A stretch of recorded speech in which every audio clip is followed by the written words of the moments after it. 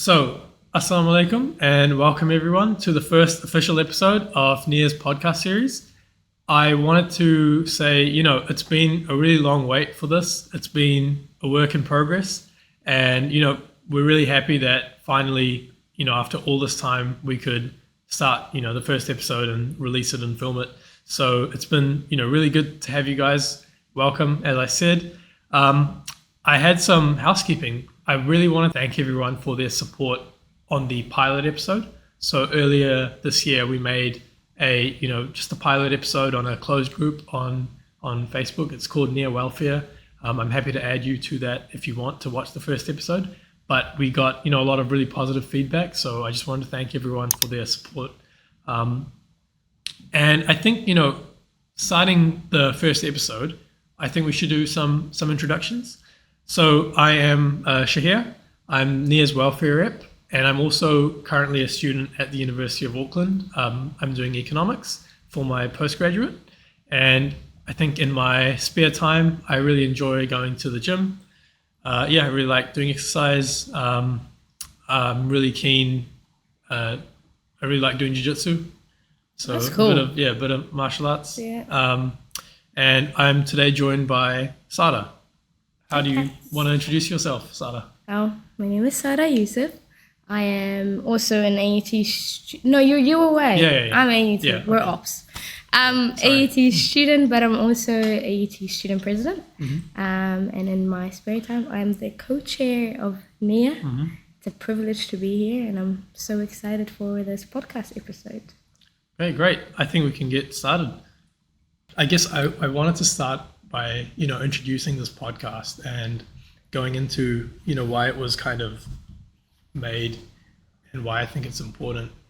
Because I really wanted this podcast to be on, mental health, well-being, and talk about that in the context of, I think, Muslims in New Zealand, but, just in general. Mm-hmm. I didn't want this to be like a super religious podcast or anything like that. What's been your perceptions around mental health in the Muslim community? Do you think it's like well received? I really think it's different for everybody. I think it's also a privilege when parents do actually understand what mental health issues are. And I think, sometimes people perceive, especially brown parents, they perceive it as in, oh, you need to get closer to God, or you need to make more dua, or you need to make sure that you're praying and fasting and all these things. And even though it's obviously the bare minimum, and we do these things, it's almost like, oh, well, you're not close to God, that's why you have mental health issues or things like that. And I think in New Zealand, especially because it's a foreign country, it's not an Islamic country, it's really hard. Yep. And so the environment that we're surrounded by, everybody's doing the complete opposite thing that we believe in. Yeah. And so being in that environment is also making it a lot harder. So if you're going home and your parents are telling you, oh, well, you need to pray more. Yeah. But then the environment outside of home is telling you to do the complete opposite of what you believe in. Yeah. Because it's just how it is. It's sort of like very conflicting, and it really plays with your mind. And so it's like, okay, well, where am I going to get my support now? I don't know where to get my support. Did you go to school? Did you go to high school here? Yeah, I did. In Auckland? Yeah. Okay. I skipped year 9 because they thought I was smart. Okay. But I really did struggle. I'm not gonna lie. But I did do year 10 throughout in New Zealand, and that was a massive shift. Yep. Couldn't speak English. And you couldn't speak English? No. Okay. Yeah, that would have made things tough. Yeah. You've learned pretty quickly, haven't you? Yeah. When did you start uni? And were you living at home, or were you living in halls? Yeah. So I'll tell you a little bit about my story. So I started in year 10, couldn't speak any English. That was bloody hard. And then I finished high school in 2019, and then I started uni 2020. Lockdown happened. Very difficult. And then I just finished my bachelor this February. the one just been. And yeah, finished uni and I'm very proud. Was really hard in high school. Speaking about mental health and stuff, especially. I think a lot of migrants really struggle with English when they first come here. Couldn't really understand their slang, like sweet as. I was like, what's sweet? Yeah. Like, I'm not sure if I'm following. Yeah. I think that was really hard because I was very, very much so. I was such a bubbly person. I'm still a bubbly person, but I think I was more bubblier in Egypt. So I'm from Egypt. And I was really out there. And when we came here, because I couldn't understand English or I didn't know how to fully speak it, I really struggled with like joking around and laughing with people. Like I remember them making jokes and I would just laugh. I was like, I have no clue what they were saying. I was just laughing, and it was very much so a fake laugh. I hope they didn't. Very much like a Jimmy Fallon, Jimmy Kimmel, like the talk show host. You see, absolutely. They just like laugh. And, Yep, that was me. I was Jimmy Fallon. Basically Jimmy Fallon. I love Jimmy Fallon. He's so funny. Well, I'm sorry to slander Jimmy Fallon on the podcast. I hope he doesn't sue us. Yeah, true. Yeah. When was there ever because before you're talking about like everything like from a Muslim point of view that happens in New Zealand, a lot of it isn't consistent with like Muslim values.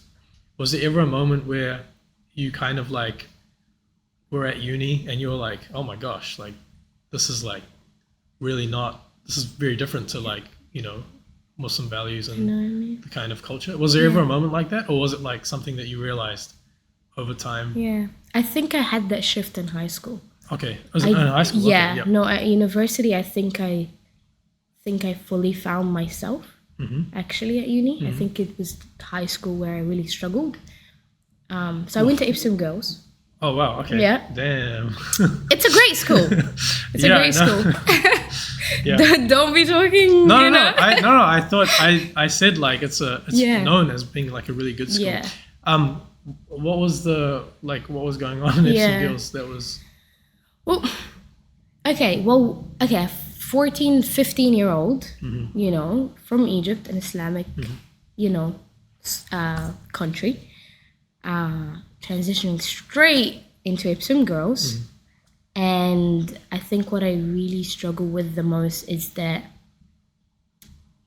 I remember like sitting with friends or like after school, and one of them said, oh my God, I can't wait to move out of home.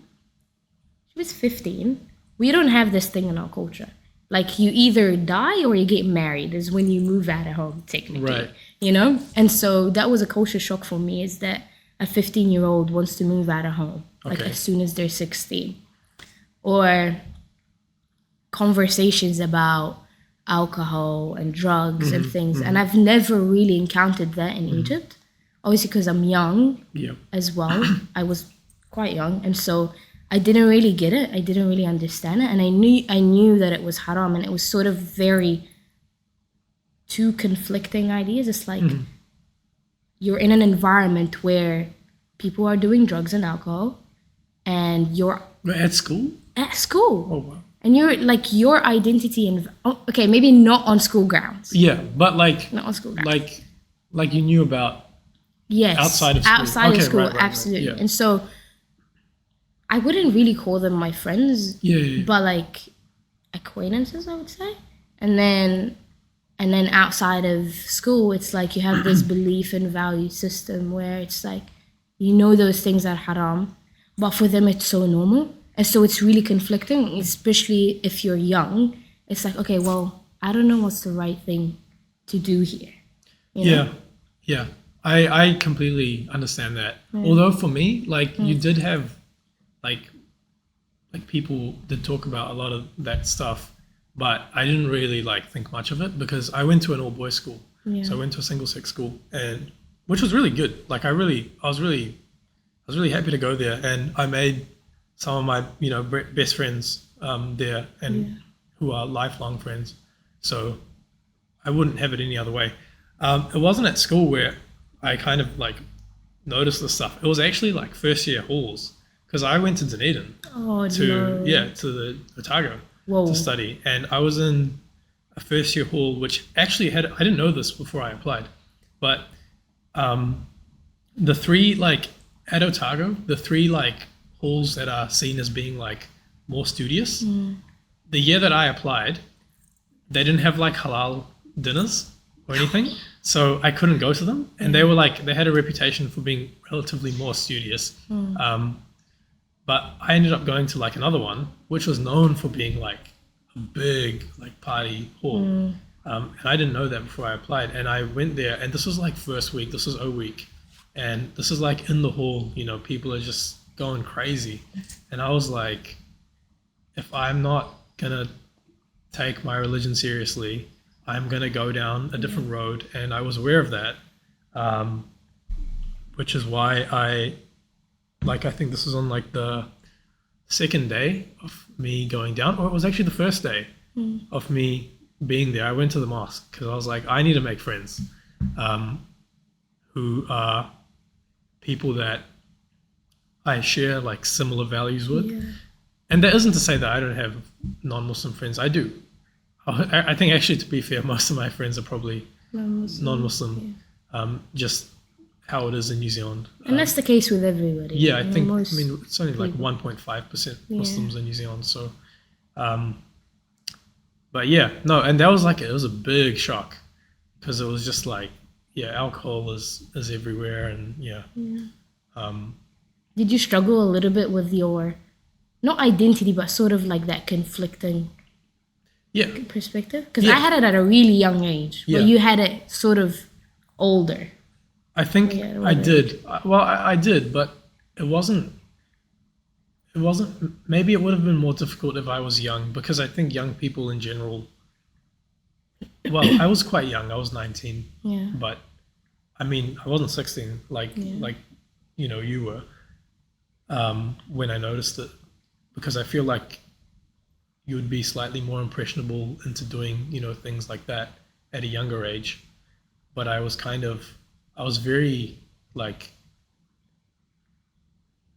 I was aware of it, and I knew that I knew that it wasn't me. Like, it didn't feel like me. And someone can say, oh well, you've never tried it, you don't know what it's like, you could really enjoy it, which is like, I understand that, but I also don't. I think that you can know to some extent that something isn't right for you. You don't necessarily have to do it. And I felt like I would be changing myself as a person a lot. So I chose not to go down that road. Although there are and I'm not judging anyone here, but there are several Muslims who not only in Dunedin, but everywhere, that is something that they end up kind of like living in that world. But it's not for me to tell them what they should or shouldn't do. That's a choice that everyone has to make for themselves. And I have my values, and people have their own values, and people's lives are complicated. You don't know what's going on in people's heads that might make them want to engage with that kind of culture, because a lot of it, I think, is like we have a kind of a desire to be recognized as part of a group and to have an identity as a group. And that's genuinely, like, in Dunedin in like first year, that's how you made friends. Like, you had to go out and drink. Well, you didn't have to, but I'm like, for most people, like, that's how you made friends, right? But I was pretty like sociable. I'm a pretty like social person, I think. So I didn't really ever have trouble with that at all in life. But that's kind of, I know I've just kind of been on a long rant there, but no, it's good to know, because I think a lot of people do struggle with that. And I think that's the importance of speaking about the environment that you're in. And I think, like, for instance, for me, I changed my whole religious journey really changed when I surrounded myself with the right people. And I think it's really important that we talk about those experiences, because it teaches our young people that your environment is really important. Because when you see all these people drinking, at some point you're gonna consider, okay, well, why am I different, or why am I not drinking? And okay, well, if I drink one, then it's, I just want to give it a go, or I want to feel normal, because you're surrounded by that environment where everything that is haram that you're doing is normal, if that makes sense. So I guess I think that's my advice for everybody, is that your environment really shapes who you are. Yeah. You know? Yeah. It's huge. Yeah. And it doesn't, everyone, like, you have to make your own decisions in life. And I'm not trying to say that, that I'm better than others. I don't really believe that.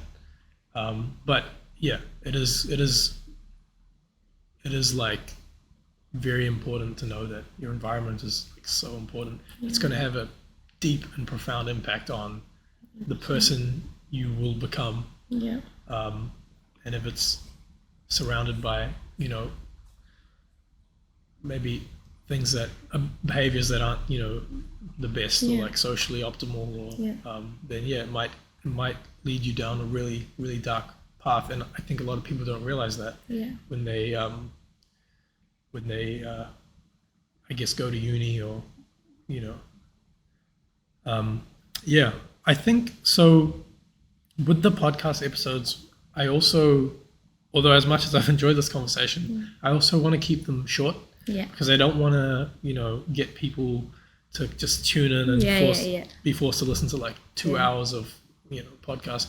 So I just wanted to wrap up this first episode of the podcast. I wanted to thank everyone for tuning in and listening. I really hope you guys enjoyed the conversation. Thank you, Sara, for joining me today. It was really good talking to you. Thank you to our viewers. Ready?